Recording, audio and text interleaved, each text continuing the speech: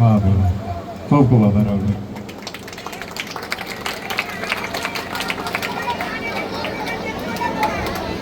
બપોરનું ટાણું અને નારાયણ બરોબર મધ્યમાં આવેલા હોરક નારાયણ. આમ તમે જારની મુઠ્ઠી ભરી ધરતીની માથે નાખો એટલે તડતડ તાણ ધાણી ફૂટી જાય, હરણના તુંબલા ફાટી જાય, નારિયેળી માંથી નારિયેળ હેઠું પડે એટલે ઘડીક થાય તો હડરાક હાટ કરતા એના પાણી સુહાઈ જાય. લીલા ઘાસનું તણખલું લઈને ધરતીની માથે નાખો, છમ છમ છમ છમ છમ કરતા એના પાણી બળી જાય. અને હથેળીમાં તમે પાણી લઈને હોરક દાડાની સામે રાખો એટલે ઘડીક થાય તો હડરાક હાટ કરતા એના પાણી છે હોરક દાડા સુહાઈ જાય. આવો તરદાર તડકો તગીરેલો ભાઈ. નાનકડું એવું ચારણનું નેહડું. નેહડાની બાજુમાં એક નદી અને નદીની બાજુમાં વીરડો.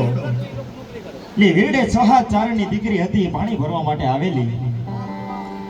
એવામાં થોડા ઘોડે સવારો નીકળ્યા. તરસ લાગેલી ઘોડા પણ તરસા થયેલા.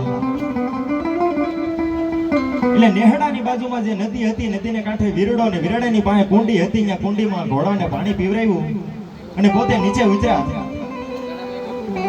એટલે 6 દીકરી હતી, એમાં 14 વર્ષની ચારણની દીકરી. આ જે દીકરીઓ હતી એમાં ભેળી એક ચારણની દીકરી મહેમાન થઈને જે આવેલી. બાજુનો તાબો જે હતો, જ્યારે આપણે તાલુકો કહીએ, એ બાજુના તાબાની એક દીકરી મહેમાન થઈને આવેલી, પણ પાણી ભરવા માટે આવી છે. અને ઘોડે સવારો આવ્યા અને કીધું કે મારે પાણી પીવું છે, તરસ લાગી છે. એટલે 6 દીકરી હતી, એમાં એક 14 વર્ષની ચારણની દીકરી હતી. એ ઘડેથી પાણી આમ વીસતી હતી, બધાને ખાલી ઘડા હતા, એ ભરતી હતી. એટલે આવીને કીધું કે પાણી પીવું છે. એટલે દીકરી કીધું કે લ્યો ભાઈ, ખોબો રાખો, પાણી પીવરાવો. આ તો મારું ચારણનું નેહડું છે અને અમારે નેહડે આવો તો પાણી તો શું, તમને દહીં પણ પાછું, છાહ્યું પણ પાછું, અમારા ઠામ પણ હેઠા કરાવશો. આ તો મારું ચારણનું નેહડું છે. તો કે નહીં, અમારે ખાલી પાણી પીવું છે. એટલે આમ જ્યાં દીકરી છે ઘડો છે નામે ખોબો રાખતા જાય, એક પછી એક પાણી પીતા જાય, હટતા જાય. 1 2 3 ચારણ મુખ્યાત જે હતો એ દૂર ઉભો હતો, એ પછી આવ્યો પાણી પીવા માટે. અને પાણી પીવા માટે ખોબો રાખ્યો અને ઘડો જેમ દીકરી નાખ્યો. પણ 14 વર્ષની ઉંમર. કેટલા ને કાબી ભગમાં પહેરા છે, હુલરના હાહડી પહેરા છે, અકોટા કાનમાં પહેરા છે, ચુંદડી ઓઢી છે, પણ હાથો વે. પણ હુરેટે પણ ઘડીવાર ઊભું રહીને પગે લાગવાનું મન થાય કે જગદંબા તારા ચરણમાં વંદન કરી લો. આવી જોગમાયા ભાઈઓ. એ આમ જ્યાં પાણી પીવરાવતી હતી, પણ આઈના માના ભાલમાં હુરે જુગવાય એવું તેજ હતું. નમો બ્રહ્મ શક્તિ મહાવિશ્વ માયા, નમો ધારણી કોટી બ્રહ્માંડ ગાયા, નમો વેદ વેદાંત મે શેષ વર્ણી, નમો રાજકા રંગ મે સત્રધરની, નમો પવન રૂપી મહાપ્રાણદાતા. આવી જોગમાયા, આવી જગદંબા ભાઈ. એ બધા પાણી પી પીને હટી જતા હતા, પણ મુખ્યાત જે હતો ઝરખેના જાપા જેવી દાઢી. 1 વાર 2 વાર અને 3જી વાર દીકરીના મોઢા સામે ઊંચું ઉપાડીને જોયું. પણ દીકરીએ પાણી પીવરાવે તો દીધું, પણ હમી ગયો. પણ મહેમાન કહેવાય, બોલાય નહીં કે સાહેબ. અને એમ થયું કે તું મારી હામું જો અને હું તને પાણીનો ઘોટડો લેવા માટે તું જીવતો રહેતો. અમને જોકમાં આવ્યો ફોટ બે, પણ મારા નેહડે મહેમાન થયો છે, મારાથી કઈ બોલાય નહીં. એ ઝેર છે એ દીકરી પી ગઈ, હટી ગયો, ઘોડા પર બેઠો અને વળતા વળતા 3 વખત વળીને જોતો જાય છે. ઘોડો હેલો જાય છે ને વળીને જોતો જાય છે.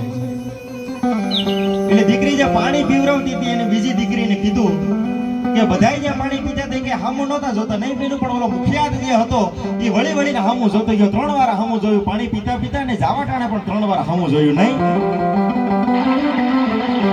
ત્યારે બાજુના તાબાની જે દીકરી મહેમાન થઈને આવેલી એને બીજી દીકરીને કીધું કે બેનું, તમને ખબર છે કે કે હામું જોતો તો એની આંખ નથી હારી, તમે તો નેહડામાં રહ્યો, તમને બેનું કાંઈ ખબર ન હોય, તમને કાંઈ ખબર છે હામું જોઈને વહી ગઈ તો સારું કહેવાય. કે જે હામું જોતો હતો ને એની આંખમાં ઝેર છે, એ બહુ ભૂંડો છે, તમે તો નેહડામાં રહ્યો, તમને કાંઈ ખબર ન હોય બેનું. પણ અમારા સરદારમાં 1 વાર 2 વાર અને 3જી વાર જેને હામું જોવે ને, 3 વાર જે બેન દીકરી હામું જોવે એના માણસો પછી બીજે દિવસે આવીને ઉપાડી જાય, એની ઇજ્જત સલામત નથી રહેતી બેનો. એટલી જ આ વાત થઈ. પણ 14 વર્ષની દીકરીના હાથમાંથી પાણીનો ઘડો છે મુકાઈ ગયો અને ઢબ કરતો ને ઘડો પીડો ભાંગી ગયો. અને ઠીપકા માથે પાણી છે ધરતીની માથે દડદડ દડદડ કરતું જાતું હોય ને જાણે જળ પોતે એની હારે પ્રતિજ્ઞા જીવડીને લેવરાવતું હોય. અને એમ કીધું કે એને ખાલી અમથા જોયું હોય, એને ખાલી જોવા ખાતર ભૂલમાં જો જોયું હોય તો એને હીર ખીરને દિવાળી, પણ એની આંખમાં ઝેર હોય અને કાલનો હુરજ હાથમાં દઉં તો ધના નયણી જીવડી નો કહેવાય. ભલા મણા ઉભો ચીરી ન નાખો.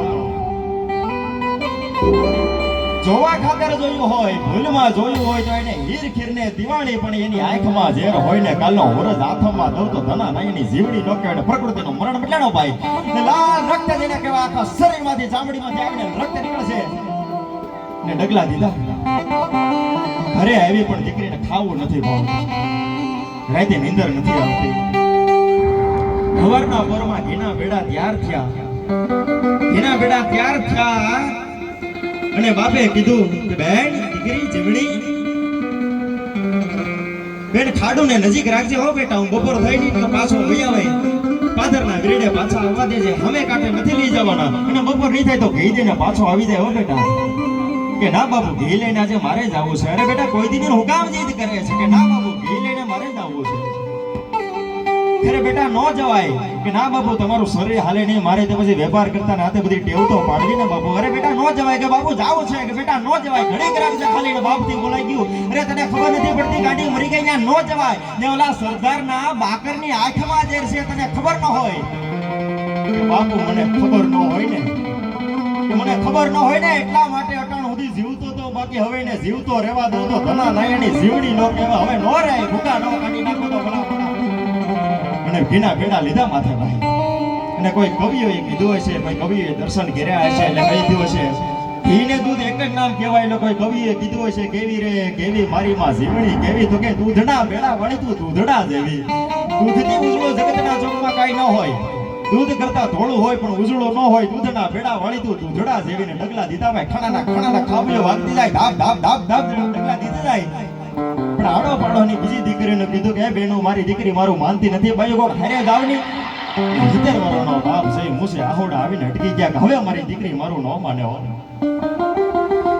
આડો પાડોની બાઈઓ છે ગુંજ આકારે હારે હેલી જઈ શકે, દીકરીને કોઈ ઢાળે નહીં. અને ડગલા દીધા પણ ખણાના ખાબીઓ વાગતી જાય. સરદારના પાદરમાં આવીને હેઠની દુકાને ઘીના દેગડા વિચારે હેઠ તોડી ગયો. પણ હેઠ ઘી તોડે છે, ઘડીક આમ જોવે ઘડીક આમ જોવે. જેમ ગાંડીગીરની માલિપા સિંહણ છે, ભૂકી સિંહણ શિકાર ને કરતી હોય ગાંડીગીરની માલિપા ઘે ગાય કરતી કે હેઠ ઘી તોડે છે. હેઠે કીધું કે બેન દીકરી અહીંયા ઘી તોડાય છે, બેટા અહીંયા ધ્યાન દે ની, અહીંયા ઘી તોડાય છે, તોલમાં ધ્યાન દે. તો કે ઘીના તોલમાં તમે ધ્યાન દો શેઠ, મારે તો સત્યની હારે આજે અસત્યને તોડી લેવું છે, ભૂકા કાઢી નાખવા છે. એટલી જ આ વાત થઈ. પણ રોજ નેહડેથી ગામડેથી ખેતરેથી ઘી દેવા માટે કોણ આવતું હોય એના માણસો ને આવી ગયા હોય. બાકરનો સુકો જે નીમવામાં આવ્યો હતો અને એને એમ લાગે કે આ સ્વરૂપાન છે એટલે એટલું જ કહેવાનું કે મારા સુબા બોલાવે છે, પછી બીજું કોઈ આવે નહીં. અત્યારે તો સારું છે, કાયદા છે, બધું છે, પણ આખો યુગ એવો હતો ને એમ લાગે કે આ સ્વરૂપાન છે, પછી એટલું જ કહેવાનું કે મારા સુબા બોલાવે છે, પછી જવું જ પડે, બીજા કોઈ આવે નહીં.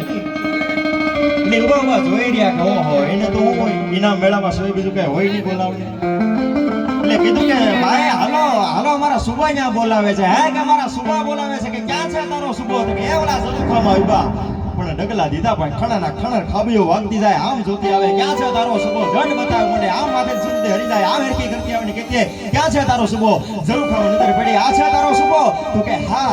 આમ વાત કરો, આમ ઇશારો કર્યો કે આવ. કીધું ને અહીંથી કીધું કે પગથિયા ચડીને આવું કે સીધી આવું?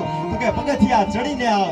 અને ધાપ પગથિયા ચડતી ને છાતીએથી લીધો ભાઈ ગા કરતો ને બળી સિંહણી માતો તો ધર્મ થોડી હેણો દેતને રામરો દેશ દ્રોહી નમો નારસિકી અસુરો વિમોહી હરે ખાટ કરતને છાતીએથી શીરીને કો. વૈશાખ શુક્લ 14 વિશાળ રવિ ગ્રસ્ત હોત ગત સંત કાલ પ્રહલાદ ગીન કરુણા પુકાર થા રાય થમ ફરિયાર. તેથી નરસિંહનું રૂપ જોવા માટે પ્રહલાદ સિવાય કોઈ જોઈ નતું હકતું, પણ આ ધના નાયાની જીવણીનું રૂપ જોવા માટે તો અખિલ બ્રહ્માંડનો માલિક બ્રહ્મા વિષ્ણુ મહેશ ને બધાય આવ્યા હતા કે ચારણની દીકરીનું રૂપ જોયા જેવું છે, અધર્મને પી જવાની છે ભાઈ. પણ છાતીએથી શીરી નાખ્યો, ઊંધો નાખ્યો અને મરતા રાડ ફાટી ગઈને કીધું કે માં મુજે માફ કર દેના. અને માં કહેતા ને હારે મુકાઈ ગયો હાથમાંથી સાહેબ. હોવા પડી ચારણ આવ્યું સાહેબ. ચારણ જેવું ભોળું કોઈ ન હોઈ શકે જગતના ચોકમાં. ગમે એટલા ગુના કર્યા હોય એકવાર એમ કહી દે કે માં પછી બધા ગુના માફ કરી દે. હોવા પડી આવ્યું, સહન કર્યું છે. આ કામે હું મેણું મારે કે આજ ઘોડાને લઈ ગયો, કાલ તને લઈ જાય. તેથી એને એટલું કીધું તું કે હવે મારાથી જીવાય નહીં. તલવારના એક લાગે હૈયાને કાપી અને લોહીનો ફુવારો ઉડતો જાય છે. ડગલા દીધા. તેથી દાવલસાની પાસે જામ ગયો તો કે મને બચાવી લે. તો કે હું દાવલસા હોલ્યો છું, ગમે હોય ને મારા ધુપેલિયામાં ભંડારી દઉં, તારે બીવાનું ન હોય જામ. તો કે મારી વાહે કામય છે. હે કે મારી વાહે કામય છે. તો કે હવે બ્રહ્મા વિષ્ણુ મહેશ અરુણ અગ્નિ વરુણ આ બધાય આવે ને તો દુનિયામાં કોઈની ત્રેવડ નથી તને બચાવી શકે. આમ તારી વાહે જો કામય હોય તો મારી ત્રેવડ નથી. કે તો કોઈ રસ્તો ખરો? તો કે હા વેલો. કે શું? કે કામયના પગમાં પડીને માં કહી દે હાથમાંથી તલવાર ન મુકાઈ જાય તો ચારણ જગદંબા ન કહેવાય. એ આપણી જગમાં આવ્યા છે. મરતા મરતા રાડ ફાટી ગઈ ને કીધું કે માં મુજે માફ કર દેના, અને કીધું કે જાઓ ધના નાયાની જીવણી હવે મારાથી જીવાય નહીં, પણ અહીંયા ઉથમા પીર તરીકે તને થાપું છું. ઊંધો નાખ્યો તો ઊંધે કાંદરે ઉથમા પીર તરીકે તને થાપું છું.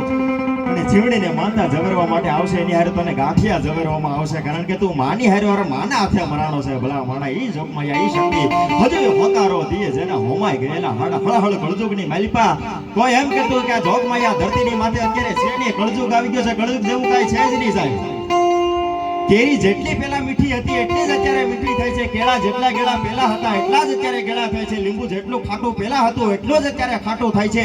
લીમડો જેટલો કડવો પેલા હતો એટલો જ અત્યારે કડવો થાય છે. લીમડાએ કડવાશ નથી મૂકી, કેરી મીઠાશ નથી મૂકી, કેળાએ ગળાશ નથી મૂકી, પણ માણસે માણસાઈ મૂકી દીધી છે ને એટલે લાગે છે કે કળજુગ આવી ગયો છે. બાકી કળજુગ જેવું જગતના ચોકમાં કાંઈ નથી. હૈયાના હાથેથી કરો જો હાકલા તો ઢીંગલા ધ્રુજાવે ચિતરા પ્રણામ. એવી ભગવતી કોઈ પણ તત્વને માનતા હોય સાહેબ, કોઈ પણ દેવી દેવાળોને માનતા હોય, મિનલ નાગલ તાંગલ રાજલ મોગલ પીઠોડ હરસિદે આશાપુરા રામકૃષ્ણ પૈગંબર કોઈ પણ ભગવાનને માનતા હોય, એ તમારા ને મારા ખાલી રાડું નાખવાથી ન આવે. એમ આવતા હોય તો 6 મહિના બેઠજો, ખૂણામાં નાખજો રાડું. પણ અંદરથી જ્યારે દેશતા જાગે કે મારા દેશ માટે કંઈ કરવું છે, મારા સમાજ માટે કંઈ કરવું છે, મારા રાષ્ટ્ર માટે કરવું છે, એવી જ્યારે અંદરથી દેશતા જાગે ને ત્યારે બધી ભગવતીઓને ભગવાન એક હારમાં ઉભા રહીને એમ કહે કે અડધો અવાજ ઘરને ન આવી તો બોલે બંધાણા નો કહેવાય. ના